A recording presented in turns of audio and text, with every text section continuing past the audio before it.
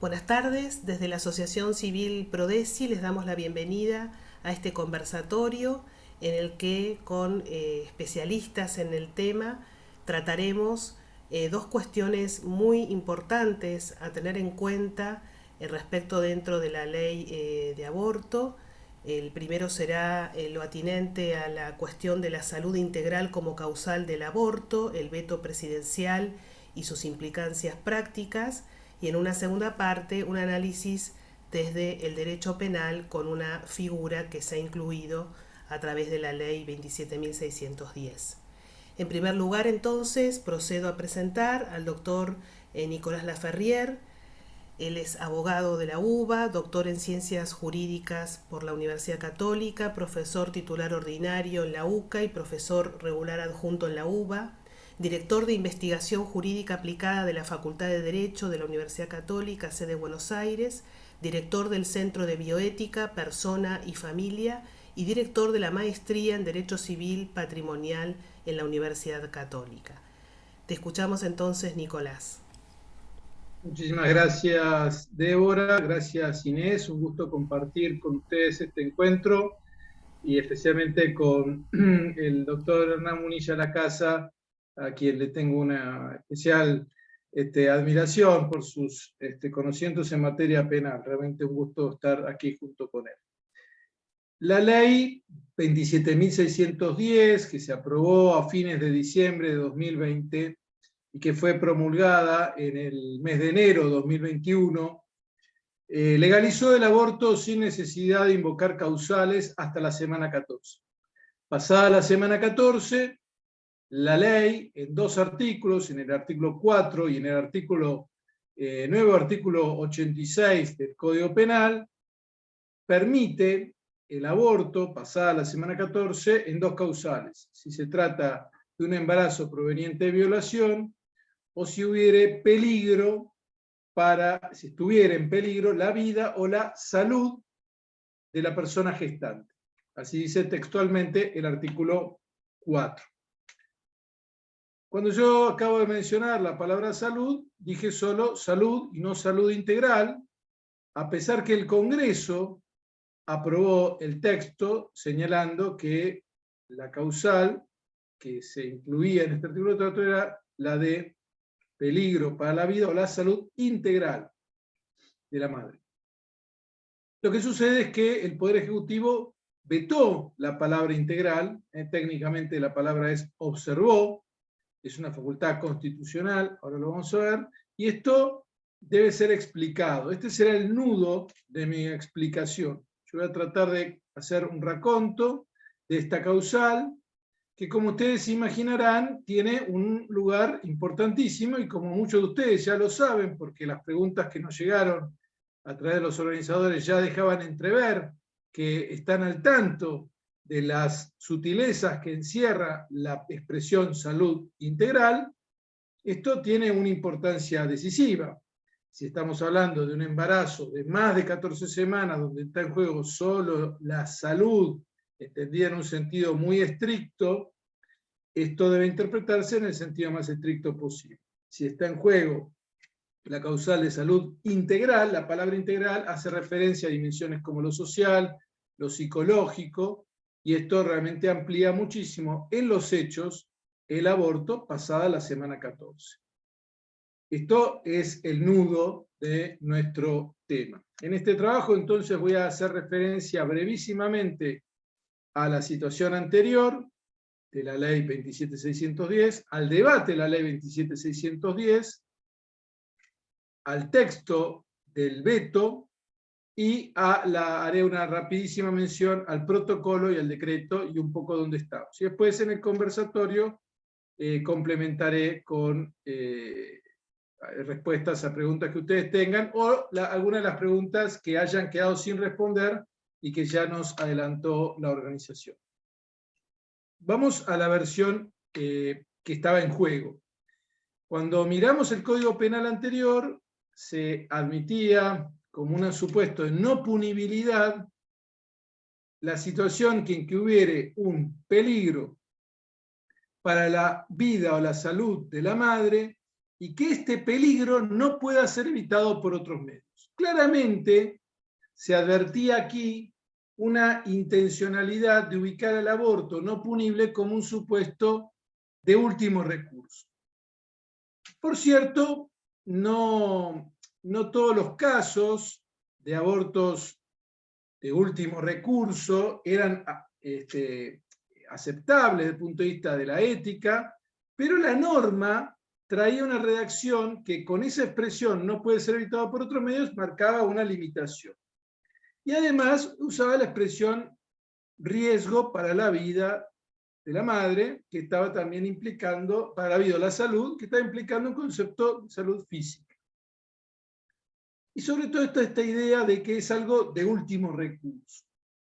Cuando el Ejecutivo manda el proyecto en noviembre de 2020, recuerden que el tratamiento en el Congreso en 2020 fue muy rápido, se envía en noviembre de 2020, señala que pasada la semana 14 será permitido el aborto si estuviera en peligro la vida o la salud integral. La expresión del proyecto de ley tal cual va del Ejecutivo a través del mensaje 134 al Congreso, habla de salud integral. Durante el debate en el Congreso, este tema fue objeto de distintas intervenciones. La más significativa se da en el Senado, en el seno del plenario de comisiones del Senado, porque un senador, Bereltignek, dice, y leo, hablando de este inciso, que en este caso no hay un límite de tiempo, estamos hablando más allá de la semana 14 hasta el embarazo. Entonces dice, esto significa que en estos casos no hay plazo, no hay un plazo de 14 semanas, sino que estamos hablando hasta el embarazo. Y dice, la salud integral, estoy leyendo textual, de la taquigráfica, se compone de las causales psíquica, social y física. Por lo tanto, la OMS toma dentro de la salud integral la causal social, es decir, que la pobreza, la inestabilidad laboral y la imposibilidad de contar con la vivienda son factores de salud integral. Por lo tanto, yo podría interpretar que el no tener un lugar donde vivir en el curso de un embarazo, la pérdida de un trabajo, en el curso de un embarazo podría ser un motivo de salud integral. Sigue diciendo Bereltignek, comentando en la redacción. Me parece que este inciso de este artículo es sumamente amplio y nos llevará a que esta ley termine indefectiblemente en todos los tribunales y en la Corte Suprema. Pero además llevará, si esto queda así, a que todos los planteles médicos de todo el país se transformen en objetores de conciencia, pues nadie va a querer arriesgarse que una mujer que esté cursando un embarazo de 6, 7 u 8 meses, por una situación de pobreza extrema, con todo el derecho, llegue a un hospital y plantee la posibilidad de interrumpir el embarazo. Claramente, el senador Bereltignek objeta la expresión integral por su amplitud. El senador Parrilli, en la misma sesión del 17 de diciembre de las comisiones del Senado, dice, me parece que son muy atendibles todos los temas que ha planteado el senador Alberto Bereltignek. Me parece que es muy loable que en el recinto dejemos planteadas estas inquietudes que el senador expresa.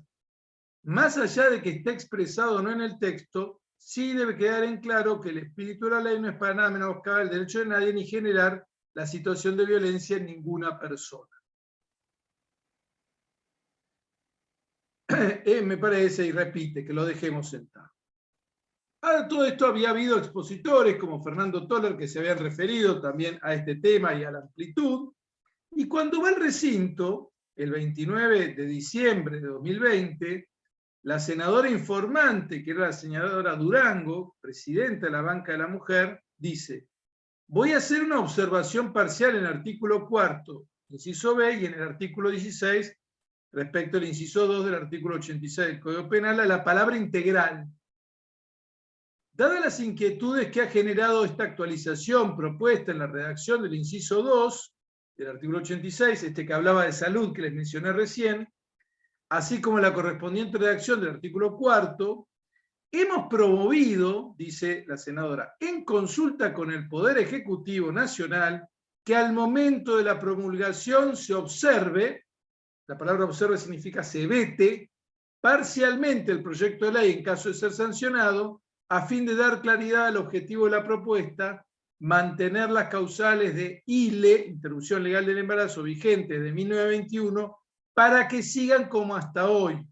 Y para ello vetar parcialmente la palabra integral en el inciso 2 del artículo 86 y en el inciso B del artículo 4. Este es un compromiso que asumimos. El mismo senador Bereltignek toma la palabra en esa sesión y reitera su idea.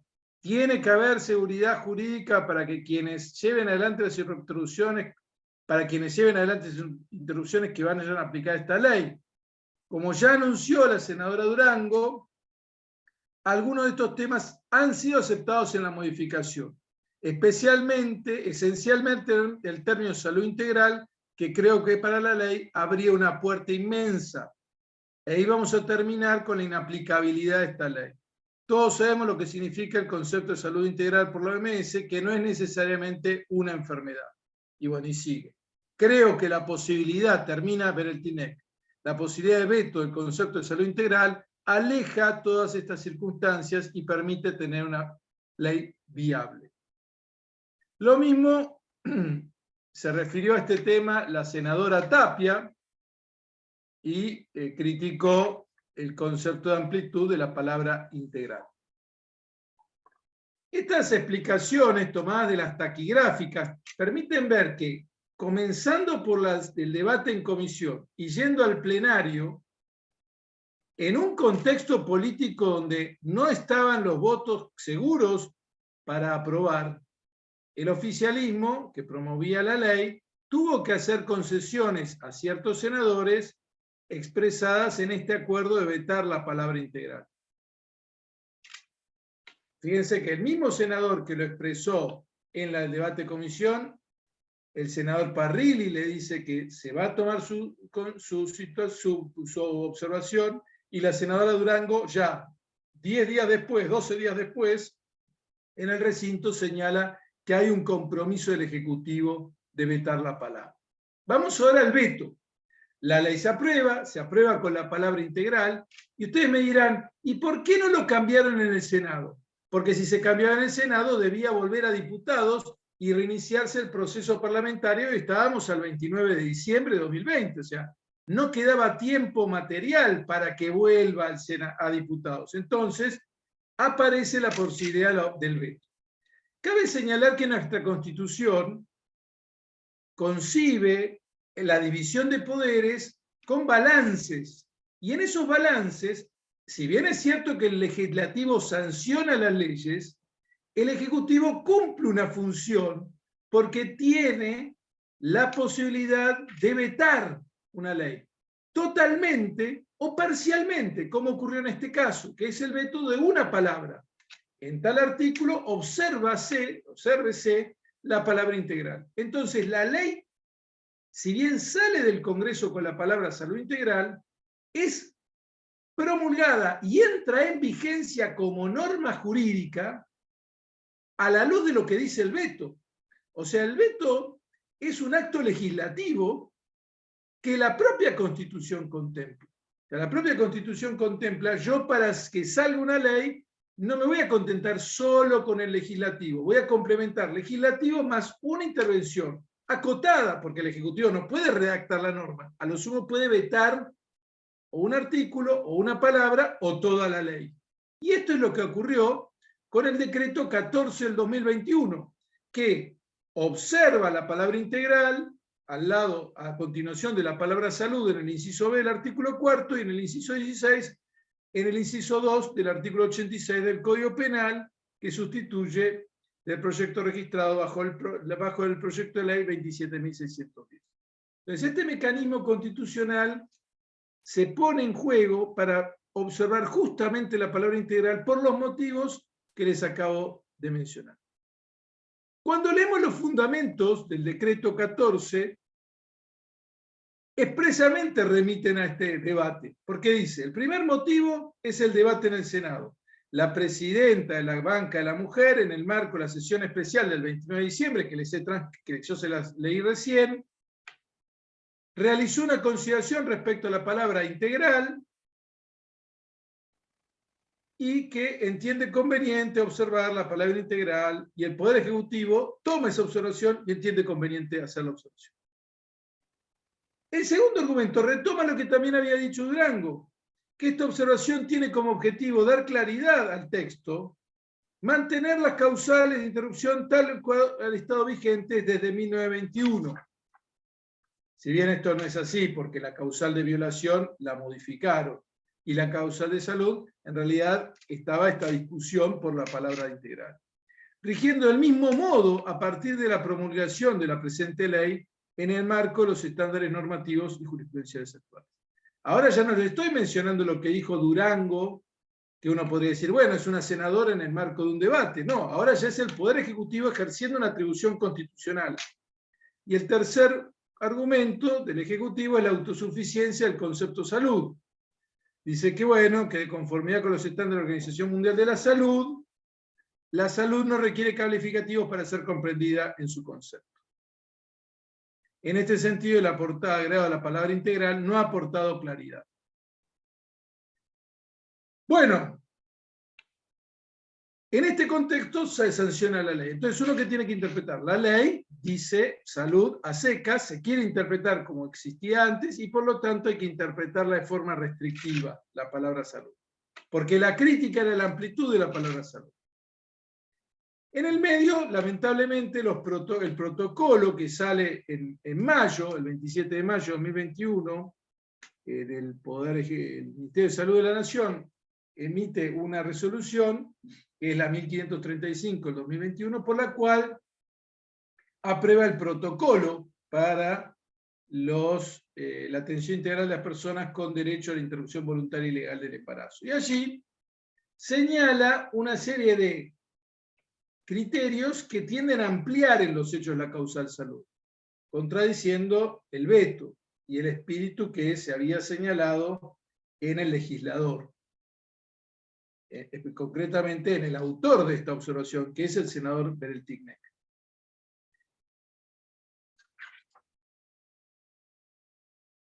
La reglamentación de la ley, que sale en el decreto en agosto, 14 de agosto de 2021, por decreto 516, también va en la misma línea que el protocolo, pero no vuelve a usar la palabra integral, simplemente usa la palabra salud, pero trata de explicar que la salud es un concepto que implica posibilidad de afectación y no exige el peligro, no exige la configuración concreta de un daño. ¿Qué podemos concluir para cerrar mi intervención? Creo que estoy en tiempo. Bueno, primero, es indudable que el veto tuvo origen en el debate en el Senado y lo expresado por el senador Beryl Tigneck, recogido por la senadora Durango, que era la cabecera, era la miembro informante. El objetivo de este senador era limitar los alcances de una idea de salud entendida en forma tan amplia que legitimara una especie de aborto a demanda hasta la semana 14. Yo interpreto que esto supone considerar como situación de no punibilidad el artículo 86 los casos en que esté en juego una situación de grave peligro para la salud física y que sea imposible procurar salvar las dos vidas, en razón de no existir medios terapéuticos alternativos, y por supuesto, para mi opinión, pero ya todavía yendo más allá de la redacción, sin nunca provocar de forma directa el aborto. Yo creo que un objetor de conciencia jamás podría provocar en forma directa el aborto, por supuesto, por eso es objetor de conciencia. Quiero señalar que estamos ante un concepto, una ley mala, o sea, estamos ante una ley que es objetable en muchos sentidos, también constitucionalmente. Yo estoy dejando por un segundo afuera toda esa argumentación, me estoy concentrando solamente en lo referido a la palabra integral y al veto. Esto no significa, como he escrito, ustedes saben que yo he escrito un comentario a la ley, al que lo pueden buscar, Ley de Aborto Comentada, está publicado, es un libro que se puede bajar en PDF, y ahí tengo todas mis consideraciones sobre la ley. Las dejo aparte porque me concentraron solo en este inciso, ¿no? Es decir, esto está súper presupuesto, no creo que no tengo que explicarle a nadie todos los problemas de un aborto directamente procurado desde el punto de vista de la afectación del derecho a la vida. Yo creo que es una conducta injusta, por más que la ley la haya legalizado, pero ahora estamos discutiendo qué alcance tiene esa expresión salud para la redacción que quedó. Claro, evidentemente había un problema con la palabra integral y por eso se la vetó. Entonces es indudable que existía un problema y que el Ejecutivo, para evitar problemas y sobre todo para los profesionales de la salud, intentó que esta palabra integral no se interprete de forma tan amplia. Por supuesto, además tenemos que integrar criterios sistemáticos sobre la protección de la vida, de la concepción, y por eso no sería razonable invocar la disfuncionalidad social o psicológica para esto. Solamente cabría, desde el punto de vista de nuestra interpretación, una circunstancia donde hubiera un peligro que no puede ser evitado por otros medios, porque estaríamos ya ante una situación que, bueno, hay que intervenir para cuidar a la madre, no se busca directamente el aborto. Esto es lo que nosotros entendemos. Ahora bien,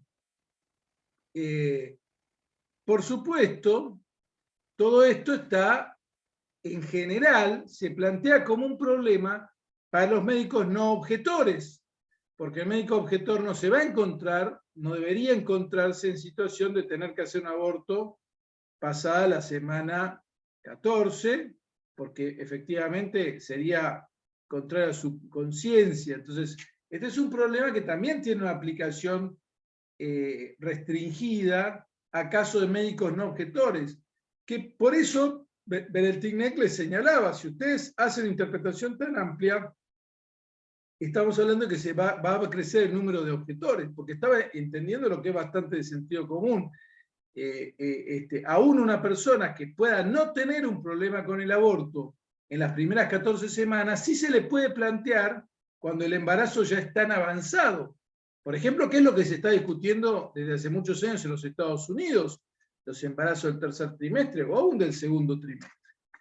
Bueno, estas son las explicaciones centrales, creo que me excedí un poquito, perdón, de lo que sucedió con el veto de la palabra integral y dónde estamos parados en la ley 27.610 en esta materia. Muchas gracias. Muchas gracias, Nicolás. Bueno, aclaro también que toda esta explicación, porque además de estar el texto del veto presidencial, que uno puede entrar, ¿no es cierto?, a la página oficial donde están las leyes y encontrarlo, bueno, en tu libro está el detalle de todas estas declaraciones que se dio en el Senado para poder tenerlo accesible. Bueno, yo ya imagino que acá habrá muchas preguntas que te van a querer hacer porque veo que hay muchos profesionales de salud que están con este problema día a día, así que vamos a dar primero la palabra entonces al doctor Hernán Munilla Lacasa para luego dar lugar a las preguntas que se quiera hacer a cada uno. Presento primero entonces el doctor Hernán Munilla Lacasa, es abogado, doctor en Ciencias Jurídicas por la Universidad Católica, profesor titular de Derecho Penal, parte especial en la Universidad Católica, miembro del Consejo Directivo de la UCA, expresidente de la Comisión de Derecho Penal y Procesal Penal del Colegio de Abogados de la Ciudad de Buenos Aires, y le damos entonces la bienvenida en esta otra figura que se introduce en el Código Penal, que él nos va a explicar con toda su expertise. Bienvenido, Hernán. Bueno, muchísimas gracias, Débora, muchísimas gracias a todos por estar allí. Muchas gracias, Nicolás. Para mí también es un honor participar de este conversatorio con Nicolás. Yo creo que es más interesante para todos ustedes ir directamente a las preguntas, ¿no? Para hacerlo un poco más ágil, más que escucharme hablar mucho a mí. Pero de todas maneras me parece importante hacer una pequeña introducción. Y voy a decir antes de nada, yo no soy médico, ni soy abogado constitucionalista, ni civilista, ni tengo la bola de cristal, tampoco no conozco el futuro y cómo pueden llegar a desarrollarse todas las cuestiones tan álgidas que presenta en la práctica el texto aprobado. Yo creo que la ley es inicua, es inconstitucional, la ley a la que se refería Nicolás, la 27.610, porque va en contra de los tratados internacionales, de las convenciones que suscribió la Argentina, en contra del artículo 19 del Código Civil y Comercial de la Nación, y además es contradictoria. Es contradictoria porque si bien, como sabemos, hasta la semana 14 como que abolió la posibilidad de que sea delito para la mujer que comete un aborto, sigue manteniendo al aborto como delito. Esta propia ley sigue considerando al aborto como delito contra la vida, que está previsto en el título primero, capítulo primero del Código Penal. Y lo que se tutela, el objeto de la tutela jurídica, no es la vida de la madre, es la vida de la persona por nacer. Sigue siendo delito para todos, e incluso para la madre después de la semana 14. Después de la semana 14. Sigue siendo delito. Entonces, esto es un poco un contrasentido. Hasta la semana 14 la madre puede desechar a la persona que lleva adentro sin consecuencias. Pero a partir de la semana 14, esa persona que lleva adentro empieza a cobrar protección y tutela jurídica para la madre. Esto es algo raro porque la verdad es que es el único caso que conozco del Código Penal en el que sin concurrir una causal de justificación, la misma conducta, la misma acción en relación a otra persona es a la vez un derecho y un delito dependiendo del transcurso del tiempo. Porque para la mujer, hasta la semana 14, es un derecho y a esa persona que lleva adentro la puede eliminar sin consecuencias. Pero después de la semana 14, esa misma conducta, esa misma acción, que es eliminar a la persona que lleva adentro, se convierte en delito para ella. Ya era delito para los demás, pero se convierte en delito para ella. La madre posee como un derecho soberano, ¿no?, para disponer respecto de la vida que lleva en su vientre hasta la semana 14, sin dar explicaciones, sin dar ninguna explicación. Simplemente se presenta en la guardia y dice, yo no lo quiero más, yo no lo quiero. Ahí está. Y en ese momento nace para el médico la obligación de llevar a cabo la práctica del aborto en la medida que, claro, no sea objetor de conciencia. Pero a partir de la semana 14, como recién explicaba Nicolás, la madre sí va a tener que brindar motivos para desechar la vida que lleva adentro. No va a ser por su sola voluntad, sino que va a tener que decir que ese embarazo proviene de una violación y va a tener que firmar una simple declaración jurada, o bien que ese embarazo entraña un riesgo para la salud, punto. Ya no dice más integral, como bien nos acaba de explicar con toda claridad Nicolás. Y se ha vuelto a lo que establecía, y en esto coincido con Nicolás, a lo que establecía el Código Penal anterior, es decir, que ese peligro no puede evitarse por otros medios. Y digo esto porque tengo, perdón, pero que obligadamente hacer una referencia a algo que habló Nicolás recién. El decreto 14 del 21, en sus considerandos, dice la observación, es decir, el veto, es para darle claridad al texto. Es decir, mantener las causales de interrupción legal del embarazo tal cual han estado vigentes desde 1921, para que sigan rigiendo del mismo modo. Y dice 1921, porque de 1921 la sanción del Código Penal no es una fecha, un año dado al azar, porque sí. En 1921 se sancionó el Código Penal. Y en ese momento el Código Penal se hacía referencia a esto que indicó Nicolás, con quien yo coincido, de que el aborto terapéutico que no pueda ser evitado por otros medios. Y para que se entienda mejor el alcance de este veto, me parece que es fundamental, como bien señaló Nicolás, hacer un recorrido por los antecedentes parlamentarios. Y en ese caso, simplemente voy a leer 2 parrafitos muy pequeños de una opinión que es la del senador Bertelnik, que me parece que es muy importante. Permítanme, en su intervención del 29 de diciembre, dijo, en otro tramo de lo que señaló Nicolás, ¿no? Ningún médico puede ver amenazada ni su libertad, ni su carrera, ni su matrícula. Tenemos que generar una ley que deje esa tranquilidad. El término salud integral abría una puerta inmensa. Todos sabemos lo que significa el concepto de salud integral para la OMS. Física, psíquica y social. Se nos iba a generar una innumerable cantidad de situaciones, todas judicializables. El veto a la salud integral permite tener una ley viable. Y el mismo senador, un poco antes, el 17, había dicho, la salud integral es una cosa muy superior a la salud. Y según la OMS, la causa social es la pobreza, la inestabilidad laboral, la imposibilidad de contar con una vivienda. Es decir, no cabe ninguna duda, entonces, que tras el veto, la ley vigente no incluye el concepto de integral. No lo incluye. Más aún, tendríamos que decir que la interpretación correcta sería decir que el aborto solo sería posible cuando no hubiera una vía alternativa, cuando no hubiera otro medio para evitarla.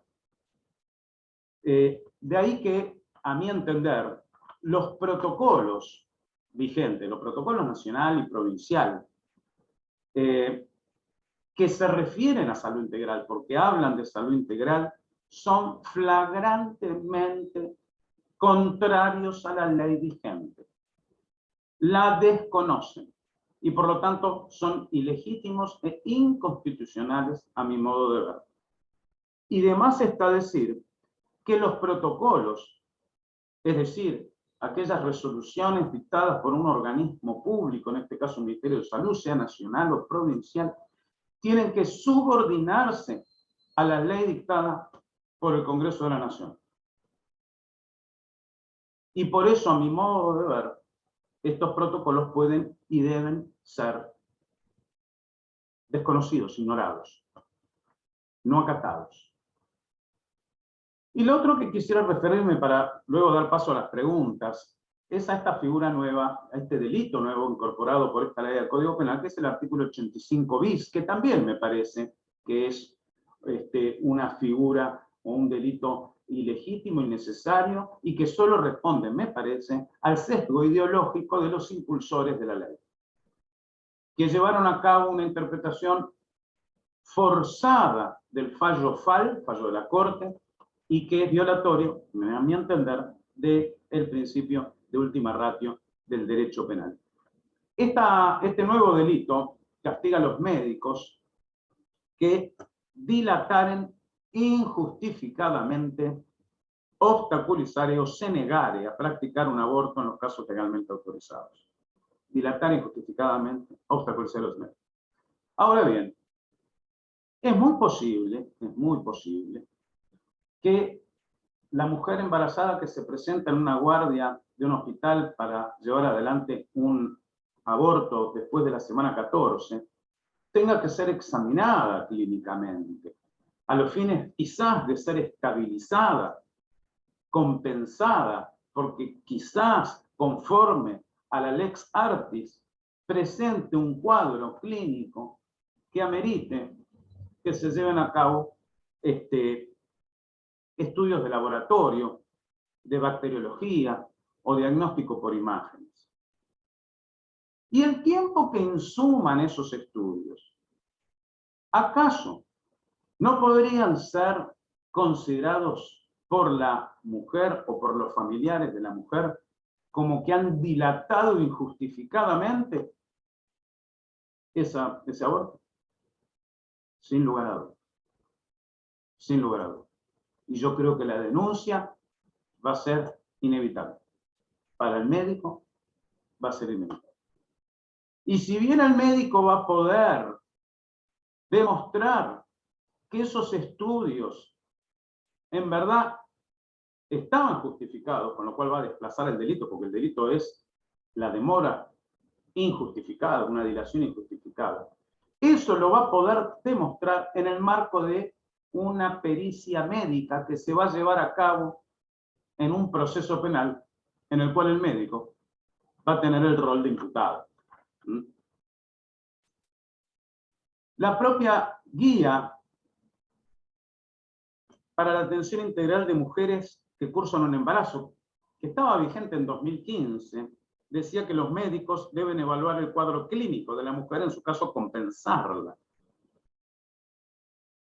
Actualmente, en la guía de recomendaciones para la calidad e integralidad de cuidados durante el post-aborto, que es del 2021, del Ministerio de la Nación, también se dice que los estudios de laboratorio deben solicitarse según el estado clínico que presente la mujer, aunque deban pedirse siempre ante la sospecha de complicaciones.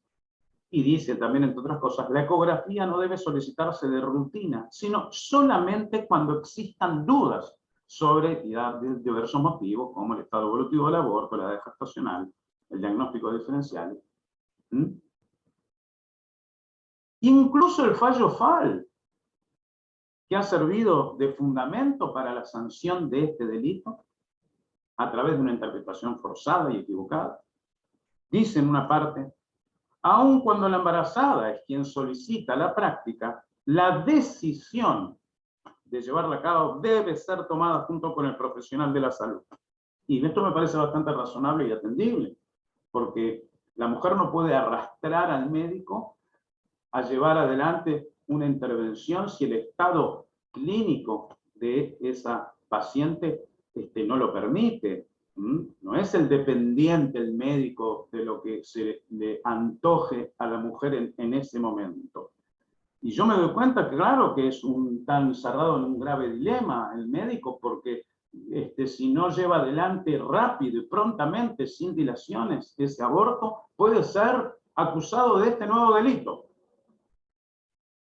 Pero si se apura y no lleva adelante algunos estudios complementarios que considera adecuados para no incurrir en este delito, y como consecuencia de ese apuro provoca lesiones o eventualmente una muerte culposa, también va a ser imputado.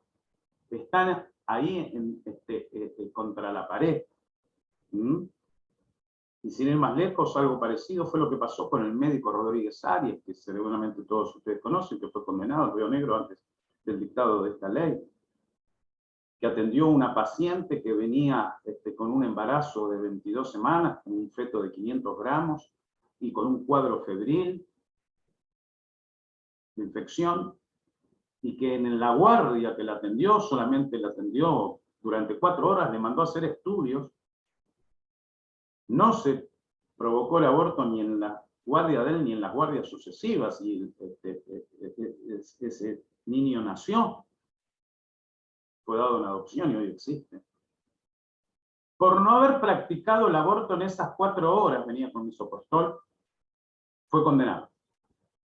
Y no existía este delito, lo que demuestra a su vez la innecesariedad de este delito.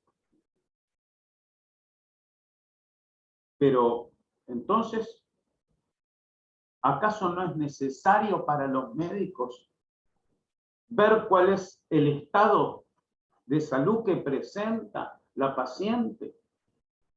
¿Tiene que salir a las corridas a practicar el aborto porque así se lo pide?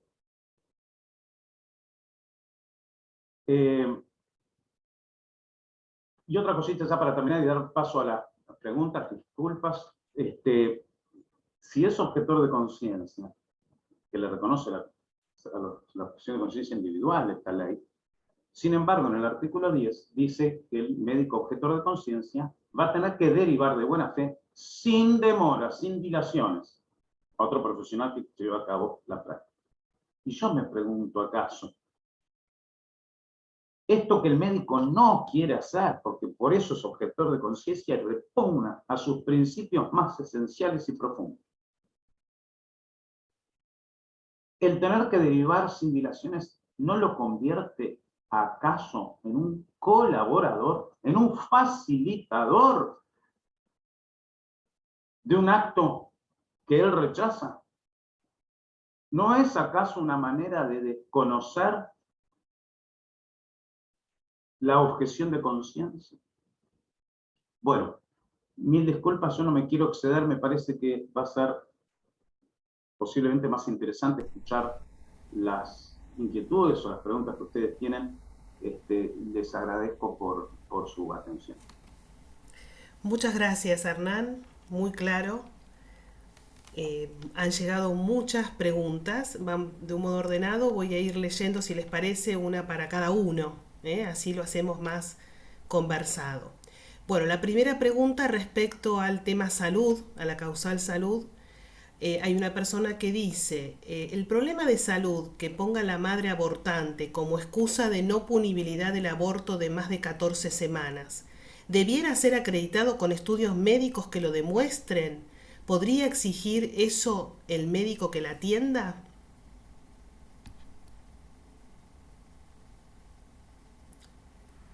Nicolás, tenés que abrir el audio. Sí, gracias por la pregunta. Bueno, a ver, acá hay que considerar varias cosas. En primer lugar, un médico que sea objetor de conciencia no va a entrar dentro de esta consideración, o sea, porque si es objetor de conciencia no va a hacer un aborto. Entonces estamos hablando de médicos no objetores que en principio serían personas dispuestas a hacer un aborto. Entonces, evidentemente que acá ya hay un conflicto base para, por ejemplo, para la mirada que yo sostengo, pero bueno, vamos a interpretar en ese contexto, porque digamos, partimos de una diferencia allí, ¿no? Aquí hay que tomar indudablemente que va a tener que dejar constancia en la historia clínica de que se trató de salud y evidentemente que la forma de expresarlo tiene que ser que exista un peligro. Acá viene un problema interpretativo. Con Hernán recién les contábamos cuál era el origen de la redacción anterior, cuál fue el espíritu del veto, pero también que existe un protocolo del año 2021 que tiende a ampliar lo que el veto había restringido. Entonces, tenemos un doble movimiento. La redacción originaria era amplia, el veto restringió, el protocolo vuelve a intentar ampliar. Entonces, yo creo que un profesional que con fundamento en el veto pidiera estudios para demostrar que estamos realmente ante uno de esos supuestos muy extraordinarios, y si no se dan, dijera, mire, yo creo que no se configura, si lo hace con fundamento, estaría plenamente en su derecho de hacerlo. Porque yo creo que el veto, mejor dicho, que el protocolo que tiende a ampliarlo, estaría excediéndose de sus atribuciones. Y él, como profesional, podría atener estrictamente a la ley tal como salió vetada. ¿Está bien? Un segundo elemento a considerar es de qué provincia hablamos. Porque las provincias tienen su propia, digamos, disposiciones, y si bien el Código Penal es común a todo el país, y una provincia no podría modificar el artículo 86 del Código Penal, una provincia sí puede modificar aspectos procedimentales del aborto. Entonces, podría darse el caso que en una provincia donde no se adherió, por ejemplo, al protocolo, se haga una interpretación bien estricta por encima de lo que dice el protocolo. ¿Me siguen? Es decir, entonces podríamos tener provincia que adhirió al protocolo, tenemos el conflicto del profesional que me está haciendo la consulta, que va al protocolo y el protocolo le dice, mire, usted véalo como una posibilidad de afectación de la salud, no requiere una determinada intensidad, pero hay que dejar constancia en la historia clínica de todo esto. O sea, esto tiene que figurar en la historia clínica. Eso sería, porque ahí sí que, si no deja ninguna constancia, sería un aborto libre, a simple demanda. Entonces tendría un problema. Entonces tiene que dejar constancia y dictaminar que se cumple la causal. Y ahí estará la conciencia de esa persona. Por supuesto, yo espero que la conciencia le lleve a ser un objetor de conciencia. O sea, pero si no llega a ese nivel, por lo menos que haya buscado la causal más restrictiva por todos estos elementos de interpretación que dije. ¿Está bien? Entonces, sí debe dejar constancia en la historia clínica. Por supuesto, yo creo que está mal, o sea, que sería un motivo para no hacer el aborto, pero en ese contexto de esa consulta, debo decir, miren, debería intentar, podría pedir estudios, por supuesto, ya. Pero no me quiero poner a dar consejos sobre cómo hacer abortos, o sea, me resulta chocante con mi conciencia en ese sentido. ¿Ya? Sí, acá aclaran que justamente hay médicos que consideran no tienen problema en hacer abortos las primeras Claro, 14 semanas, pero sí después, y claro, entonces allí el problema está porque claro, si no está la causal es delito, ese médico está cometiendo un delito, ¿no es cierto? exacto. Entonces la causal allí es lo que figura. Bien, aprovecho que estás acá, Nicolás, y te leo una pregunta de otra médica a la cual conozco, donde se pregunta, ya espera que quiero ver ahí, dice, los enfermeros objetores, dada la relación de dependencia, ¿podemos quedar injustamente afectados penalmente por no colaborar? Ah, no, esto es para Hernán.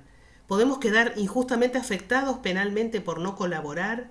Suponiendo el caso de que una gestante ingrese descompensada y sea solicitante aborto, habida cuenta de que puede tomarse como actuaciones dilatantes, o sea, la figura eso de dilatar, demorar, ¿cómo se debe entender? Esta pregunta es para Hernán.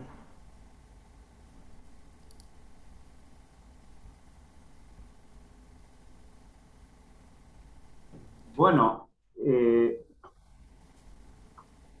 me parece que va a tener que analizarse en cada caso en particular, ¿no es cierto?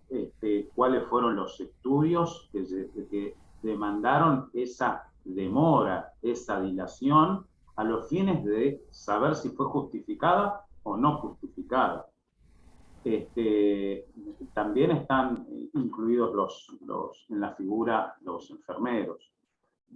La norma exactamente dice el funcionario pública o la autoridad de establecimiento de salud profesional, efector o personal de salud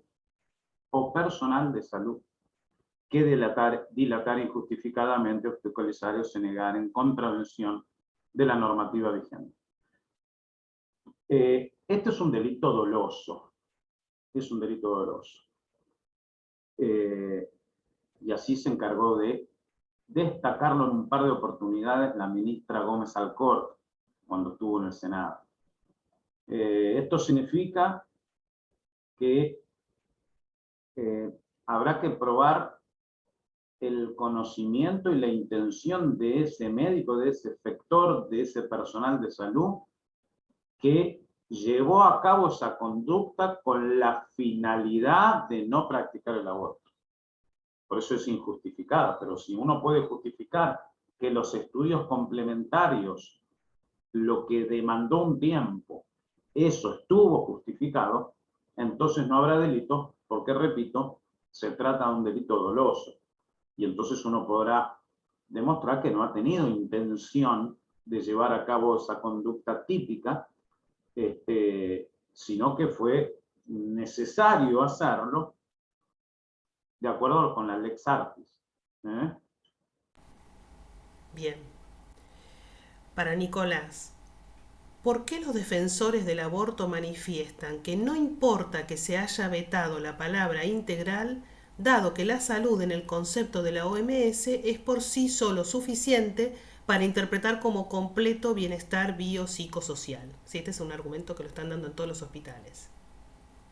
Bueno, indudablemente que este argumento es el que trata de minimizar el veto, pero el hecho está. Las manifestaciones de Bereltignek son reales, las manifestaciones de Durango son reales, de Parrilli son reales, el compromiso del Poder Ejecutivo expresado en las palabras del veto existe. Entonces, acá tenemos una discusión. La norma vetada, tal cual es, y el valor de un veto, ¿es inferior a un protocolo o a una directiva? Yo entiendo que no. La ley salió con un alcance determinado, que es el acto complejo de elaboración de una ley, fruto de interacción entre el legislativo y el ejecutivo. Y fíjense hasta qué punto la interacción que un senador decisivo para la cantidad de votos genera que el oficialismo exprese un compromiso volcado textualmente con referencias a esto en el veto. Entonces no es casualidad, no podemos pensar que eso no sucedió. Es la posverdad. Bueno, no, la verdad existe, claro, por supuesto. Yo, ¿qué les puedo decir? Después habrá una cuestión de fuerza política. Si una persona dice, ah, no, nosotros interpretamos que esto es así integralmente y queremos llevar adelante esto y lo hacen y nadie los persigue porque no hay un fiscal que diga, mire, usted se está excediendo, la causal salud no se interpreta así. Y bueno, es un problema de hecho que, como ustedes saben, bueno, vivimos en un momento de una fuerte ideologización de estas cuestiones y hay gente que no está teniendo la suficiente valentía como para decir, bueno, esto excede un contexto real. Ahora, normativamente es lo que les acabo de explicar y que explicábamos también con Hernán. Se dieron esta fue la secuencia de ese veto, la palabra integral está vetada, o sea, y tiene un alcance de hacerlo más restrictivo. Claro, si en los hechos no tiene ninguna expresión, entonces ¿para qué vetaron? Si él va a hacer lo mismo. Y bueno, ahora, dicho esto, tenemos que recordar que esto se les aplica sobre todo a los no objetores. Al objetor o sea, le es indiferente este problema, porque el objetor debería poder expresarlo. Y bueno, y eventualmente también a nosotros nos debería movilizar en un sentido de señalar que estamos hablando de embarazos muy avanzados. De hecho, en Estados Unidos, quien mira la historia del debate de aborto advierte que son los embarazos más avanzados los que han generado la sensibilidad social por lo que está ocurriendo. Y no es algo sencillo un embarazo de tantas semanas, ¿no? Y entonces también los profesionales tendrán que hacer saber en sus círculos estas preocupaciones, como el senador Bereltignac lo dijo. Dijo, miren, si ustedes no aclaran esto, va a haber mucho más objetores. Entonces, si todo esto se da a conocer y un profesional se encuentra con que políticamente lo van a correr, aunque existe el veto, probablemente le convenga ser objetor, como dijo Bereltignac. Lo dijeron ellos y los promotores de la ley lo reconocieron, que si ocurre esto tan amplio como están diciendo que dicen, va a haber más objetores. Y bueno, que se constate que hay más objetores porque la fuerza política está ignorando incluso lo que quisieron vetar. Yo no puedo decir otra cosa más que esto. No voy a decir que no le va a pasar nada al que quiere interpretarlo, porque la verdad que no lo sé, porque hay una presión fuerte muy política, y eso ustedes lo saben. Yo no puedo decirlo ahora. No, y una práctica del protocolo que lamentablemente confunde más, ¿no? Porque el protocolo, además, de la provincia de Buenos Aires, dice textualmente salud integral, o sea, desconocieron totalmente. Y toda la capacitación que está dando el Ministerio de Salud, nos consta, porque hemos hecho esos cursos, siguen diciendo integral. Entonces hay mucha confusión. Hernán, sí. Yo quisiera agregar a lo que dijo Nicolás recién, sí, para que no se confunda esto de lo que dijo la OMS o lo que dice la OMS con el concepto de salud integral, que fue vetado, no están en el código actual, no dice integral. Lo que expresamente dijo el senador Bereltignac, dijo, todos sabemos lo que significa el concepto de salud integral para la OMS, una cuestión física, psíquica y social. Se nos iba a generar una innumerable cantidad de situaciones, todas judicializables. El veto a salud integral permite tener una ley viable. Es decir, no existe hoy eso, por lo tanto, el protocolo no puede dejar ningún protocolo de subordinarse a lo que estableció la ley que hoy nos dice. Clarísimo. Bien, ahora, Hernán. por supuesto, desde ya sí puede haber denuncias y eso dependerá de la ideología y de la formación de cada juez y cada fiscal, ¿no? Bien. Sobre la figura del 85 volvemos bis para Hernán. Acá hay una persona que dice, los voluntarios que trabajan por el bien de la vida humana, que aconsejan no abortar, ¿pueden ser acusados de dilación del aborto? Yo creo que no. No. Yo creo que no, porque además los tipos penales tienen que respetar distintos principios, el principio de legalidad, el principio de tipicidad, de expresa legalidad, ¿no? De tipicidad, y no existe la analogía en materia penal. Solamente pueden ser autores de un determinado delito, de una determinada conducta típica, aquellas personas que están precisamente descritas como sujetos activos del delito. Este es un delito especial propio, no lo puede cometer cualquiera. Solamente lo pueden cometer las personas que están individualizadas en el artículo 85 bis. Y los voluntarios no están. Por eso recuerdo que el año pasado ese papá que se opuso a que la esposa hiciese el aborto, se lo quiso acusar bajo este delito y no iría, ¿no es cierto? Porque el padre se opuso por ser padre, no por estar obligado a hacerlo. Bien, para Nicolás, un informe psicológico que deje manifiesto que el embarazo afecta seriamente la psiquis de la madre, ¿es causal de una ILE en un bebé viable? Psicológico, no. Informe psicológico.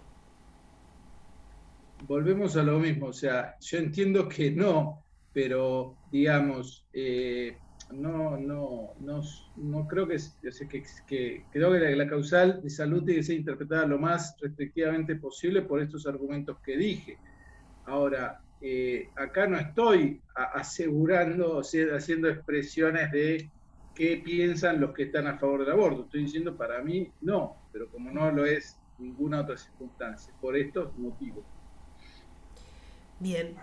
Por eso agrego una cosita, por eso al principio de todo dije que tampoco tenía la bola de cristal, porque yo no sé cómo van a ser resueltos los casos judiciales que ustedes están comentando. Esto, la verdad, pero desde ya, de acuerdo con los argumentos que hemos dado con Nicolás, entendemos que el concepto es muy estricto, ¿no? Restringido. Y no puede ser editado por otros medios. Bien, Hernán, bueno, siguen con el 85 bis. Los profesionales de la enfermería que trabajan en salud pública y dan consejería a la embarazada, educación sanitaria, y a raíz de la misma la madre decide no abortar, ¿pueden ser acusados? Es decir, le dan la consejería, la mujer decide continuar con el embarazo, ¿pueden ser acusados después por haber sido obstructores?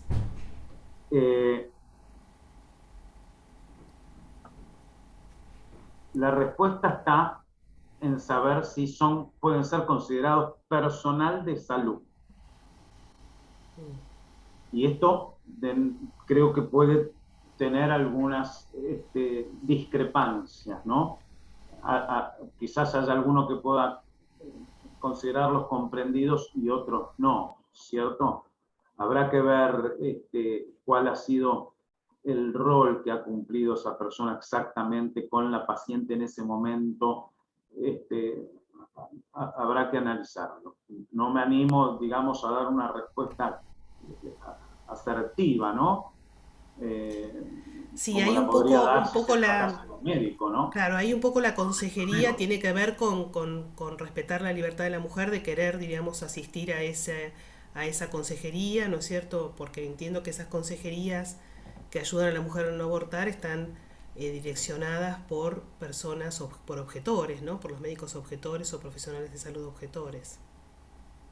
Ahora, a ver si interpreto para darle la mayor satisfacción posible a la persona que hizo la pregunta. ¿A qué se refiere con conserjería? ¿Conserjería en su rol de enfermero o conserjería? ¿Cómo sería? ¿Cómo está formulada? A ver la pregunta. Los profesionales de enfermería que trabajan en salud pública y dan consejería a la embarazada, educación sanitaria, y a raíz de la misma la madre decide no abortar.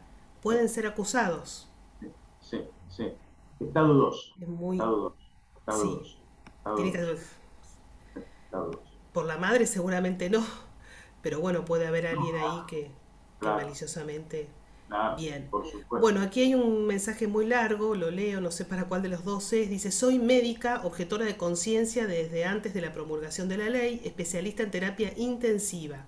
Hemos tenido pacientes embarazadas graves que no han solicitado aborto, pero que por su patología de base en ocasiones han corrido peligro su vida y mis superiores solicitan el aborto para poder tratarla, siendo que en estado de gestación es nocivo para el bebé. Me he negado, he tratado de mantenerlo con vida a las dos, hasta poder llegar a tener un bebé viable y poder llegar a una cesárea, la mayor de las veces con resultados positivos. En este caso, ¿se me puede acusar de dilación de práctica abortiva? Según la ley vigente, ¿es contemplado como delito este tipo de acciones? No hay casos hasta ahora, yo no conozco casos de médicos acusados por el artículo 85 bis, es decir, no conozco ningún procesamiento, es muy nuevo, no conozco casos, pero me parece que existiría el riesgo de una denuncia, entiendo que sí, pero quiero de inmediato agregar, esto se trata de un delito doloso, Aquel médico que es acusado de una dilación o de una demora, siempre va a poder demostrar qué fue lo que lo animó a llevar a cabo ese estudio o estudio complementario que derivó en esa demora. Y si tiene algún fundamento viso serio, científico, técnico, me parece que va a quedar al margen de una imputación, lo cual no quiere decir que no vaya a ser denunciado. Denunciado, sí, en el marco de un proceso penal, sí podrá demostrar que ese elemento subjetivo del tipo penal, que es el dolo, no ha concurrido.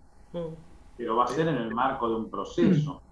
Posiblemente se lleve adelante algún peritaje médico enderezado a establecer si esa dilación fue justificada o no. De modo sencillo, Hernán, para alguien que no sabe derecho, ¿qué es el dolo? ¿Qué implica que tenga que ser realizado con dolo? Es obrar con conocimiento e intención de la norma prohibida, la conoces y intencionalmente la querés violar. Eso es el dolo. A diferencia de la culpa, que es cuando se produce ese resultado, pero a raíz de una negligencia, de una imprudencia, no con un ánimo, no con una intención de llevar adelante y de conseguir ese resultado. Yo quisiera poner un matiz en la pregunta anterior, porque creo que también hay que ver cómo fue el pedido de aborto, porque el que se negare dice, el que dilatare, obstaculizar o se negare fuera de los casos autorizados, o sea, que en uno de los casos, digamos, o sea, en uno de los casos. Entonces, primero tendría que ser un pedido de la madre, donde la persona en el contexto de ese pedido y de la atención, porque, a ver, en ningún momento dice que a una persona que un médico en el contexto de su conocimiento científico le ofrece una serie de alternativas pasada la semana 14 respecto a su salud, ofrezca un itinerario que considere que cubre el sentido de vida. Y después, si ese médico es objetor, en cuanto la paciente le pide la objeción, ahí sí le señala, mire que yo soy objetor, objetora, y entonces acá tengo un límite. Entonces, yo creo que si una persona que es objetora, por eso vuelvo siempre a lo del objetor, porque fuera del objetor, todo lo demás, que prácticamente hay una inconsistencia si un objetor después dice, no, pero en realidad yo pasada la semana 14, y la verdad que con todo este contexto, con este protocolo, con este contexto de presiones, de formas de tratar de correr lo que dice salud integral, y es muy riesgoso, ningún abogado le va a afirmar usted está totalmente exento, porque la verdad que sería una cosa que puede pasarle. Ahora, el objetor está cubierto, el objetor va a decir, se toma una objeción, por supuesto va a tratar de salvar la vida, pero en un contexto de tratar de explicarle, pero hasta un punto donde después le dirá si es objetora y la persona tomará la decisión en otro contexto. Pero creo que en ese sentido la actuación de ese médico tiene que darse en lo estrictamente médico de las razones, las causales, está perfecto, y en la medida en que haya obrado así no estará incumpliendo en ese negare o obstaculizare porque está haciendo atención de salud. O sea, el punto es cuando se niega a un pedido recibido directamente de la madre bueno, y se niega abiertamente o lo obstaculiza o lo dilata, ahí se le puede dar que se configure este delito y más si no es objetor, digamos. Bien, teniendo presente que en la realidad la mayoría de los abortos se hacen con pastillas, en el caso de un aborto sobre embarazo de 15 semanas o más, sin causal ni de salud ni de violación, ¿podía caber denunciar a quien entregó la pastilla abortiva? ¿Sí? Sí. Artículo 85. 85, que es el que tipifica el delito de aborto. Sí. Bueno, aquí Variando refieren... con consentimiento o sin consentimiento de la madre. Bueno, aquí refieren que lamentablemente en la práctica, en la historia clínica, lo único que ponen es causal ile. Claro. Y quizás es teniendo en cuenta esta cuestión de salud integral. Las consejerías que están fuera de los establecimientos de salud, ¿pueden ser acusadas bajo el delito del 85 bis? ¿Cuáles son las consejerías que están fuera del sistema de salud? Aquellos institutos o asociaciones que ayudan a la madre vulnerable que está buscando un aborto. Creo que no, porque no es personal de salud. Yo creo que no. La norma dice, funcionario público o funcionaria pública, autoridad del establecimiento, profesional, efector o personal de salud.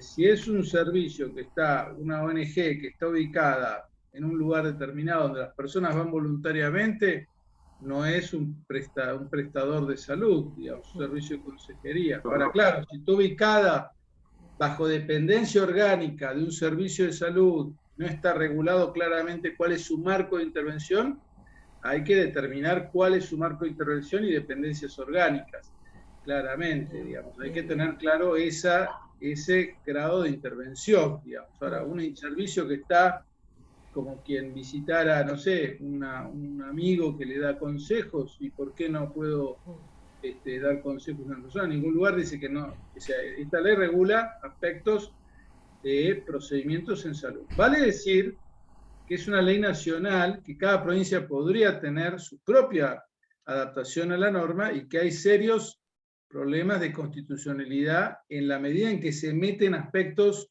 locales.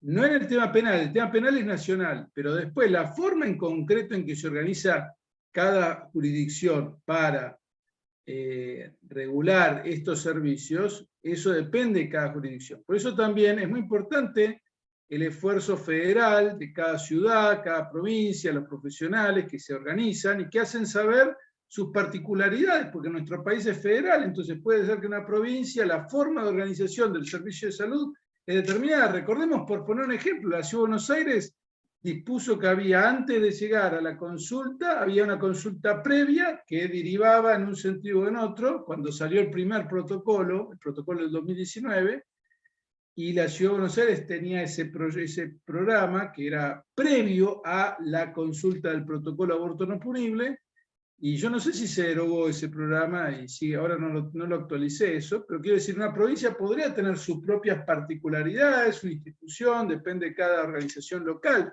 La ley nacional es una ley nacional para aspectos penales y no mucho más. Lo demás es una ley que está sujeta a la adhesión de cada provincia para decir, yo como provincia adhiero a esto y lo aplico de esta manera. Por supuesto, nuestro país es un federalismo un poco a veces unitario, ¿no? Muchas gracias. Bueno, aquí nos llega una pregunta que sé que, bueno, es un ex alumno que sé que está haciendo su tesis doctoral sobre el tema del aborto, así que guarda con esta pregunta porque es muy, muy técnica y dice, teniendo en cuenta el modo en que quedó legislado el delito de aborto, en cuanto que es libre hasta la semana 14 y sin plazo con causales, ¿En qué categoría de la teoría del delito podría ubicarse el delito de aborto que en la práctica sería prácticamente nunca punible?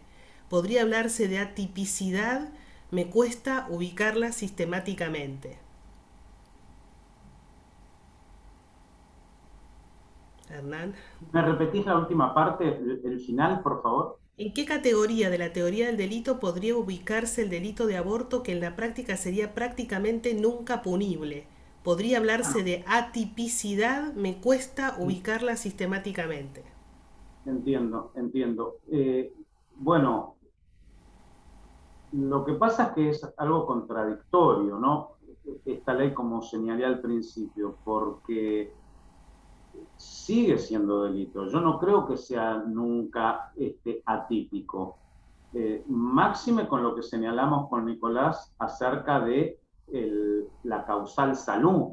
La causal salud acotada, como la entendemos con Nicolás, que no es el concepto de salud integral, digamos que debiera presentarse exactamente después de la semana 14, o un supuesto de violación o un supuesto de peligro para la vida o la salud de la madre que no pueda ser evitado por otros medios. Así que, digamos, yo entiendo la pregunta, pero me parece que sí, con este criterio, delineando la figura como lo hemos hecho, me parece que queda margen para que el delito se cometa, ¿no? Para que el delito se cometa. Bien. Estaría también el supuesto del aborto sin consentimiento, que siempre es, o sea, qué sé yo, una persona que le hacen abortar contra su Sí, de hecho hay un voluntad. caso ahora en Salta, ¿no? Hay un caso en Salta Eso es de un una mujer que delito la obligaron a abortar. que no Ujú. claramente sería un delito. Así es. Bien, otra pregunta. Hay algunos casos en que el aborto se solicitó sobre embarazos muy avanzados y el médico objetor llevó adelante procedimientos de maduración neurológica y pulmonar del feto, para luego hacer una cesárea en aras de salvar la vida del bebé viable. El médico no hizo aborto, sino una cesárea para que pueda nacer vivo y ser atendido en una neo. ¿Qué defensas puede tener ese médico en caso de ser denunciado por no haber hecho el aborto que se le pedía? Bueno, yo no sé desde el punto de vista penal qué dirá Hernán, pero desde el punto de vista global del derecho como sistema tiene muchas defensas. Tiene el derecho a la vida, tiene la viabilidad, tiene las normas constitucionales y convencionales que tienden a preservar la vida hasta el máximo posible. Y entonces él podría alegar, yo no, digamos, yo procuré cumplir con un principio de respeto hasta la vida. También en ningún lugar dice tampoco hay que ver qué significa el resultado interrupción voluntaria del embarazo. O sea, bueno, yo interrumpí un embarazo haciendo nacer. Es decir, no tengo que hacer un feticidio, digamos. Entonces, que sería inyectar para que nazca muerto. Entonces, ahí habría que ver de qué manera, en qué semana estábamos y con qué elementos se contaba. Yo creo que él podría alegar todas esas defensas muy macro, pero vuelto de nuevo al contexto concreto, yo no sé si va a funcionar o por presiones políticas va a haber esa persona. Lamentablemente en nuestro país esto puede llegar a funcionar así, va a estar sujeta a presiones, pero desde el punto de vista de la defensa, son defensas muy macro, muy convencionales de derechos humanos, que difíciles, pero bueno, podría intentarlo. Yo no soy penalista en esto, ¿no? Después están los elementos del tipo, cosas penales que ya se me exceden. Yo entiendo que en la pregunta el médico no habla de que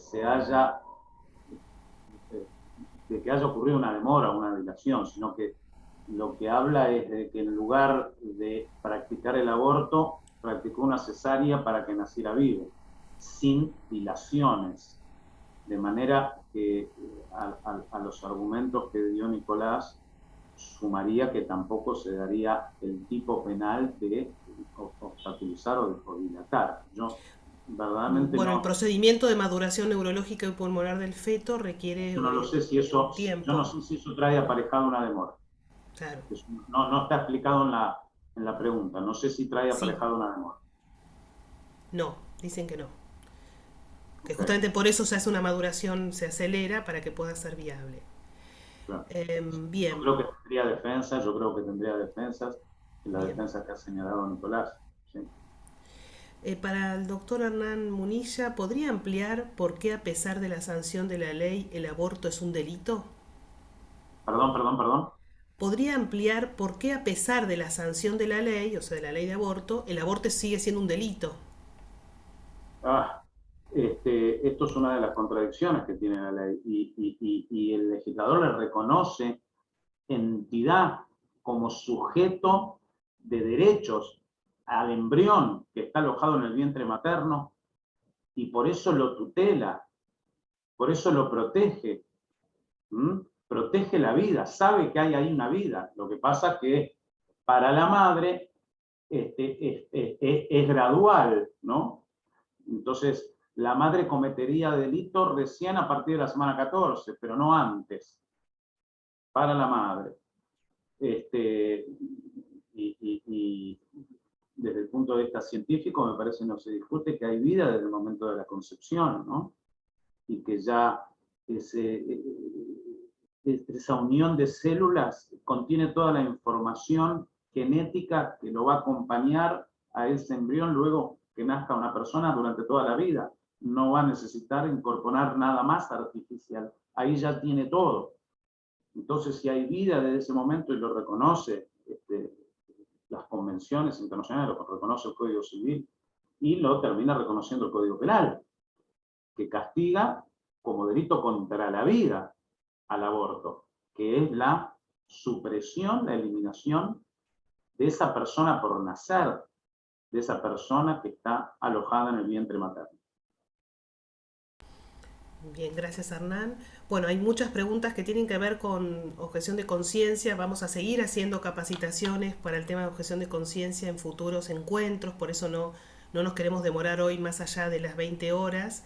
Y sí dejar lugar, si hay alguno que quiere hacer una pregunta, levantar la mano, le abrimos el micrófono y pueden comentar o preguntar. Bueno, yo acá veo muchísimas caras de profesionales de la salud que están diariamente con todas estas cuestiones. No sé si quieren hacer alguna pregunta específica, ¿no?, del área de ustedes. Aprovechar aquí sobre que sea específicamente sobre los dos temas tratados hoy.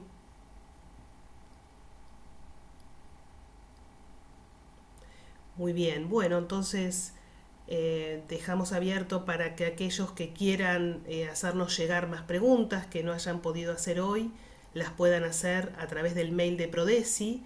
Nos comprometemos a enviar a todos los que se han inscrito esta grabación para que la puedan tener y difundir a aquellos que ustedes consideren. Les damos las gracias nuevamente al doctor Nicolás Laferrier y a Hernán Munilla, ambos miembros de Prodesi.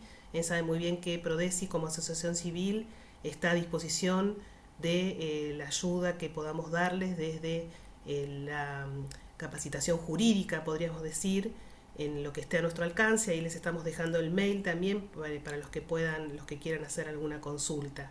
Bueno, agradezco nuevamente entonces a los que estuvieron a cargo de este conversatorio. Nos ponemos a disposición de ustedes y seguiremos entonces nuevamente prontamente con las preguntas de objeción de conciencia que ustedes nos están dejando. Muchas gracias. Bueno, Hernán muchas y gracias. Nicolás. Muchas gracias Acá a llegan todos. los Gracias. agradecimientos de todos. A ustedes. Gracias, Débora, muchísimas gracias. A ustedes. Muchas gracias por la Buenas noches a disponibilidad. todos. Gracias. Buenas noches.